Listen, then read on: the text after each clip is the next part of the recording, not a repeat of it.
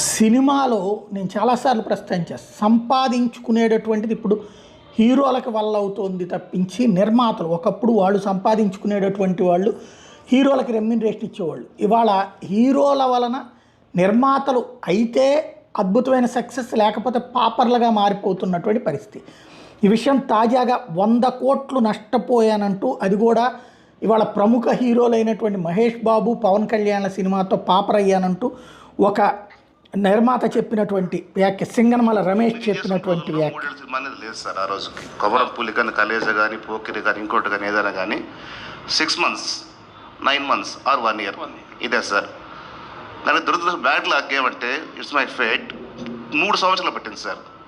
3 సంవత్సరాలు అంటే మెయింటెనెన్స్ ఎంత ఉంటుంది అనేది ఒక ప్రొడ్యూసర్కి తెలుస్తుంది సార్.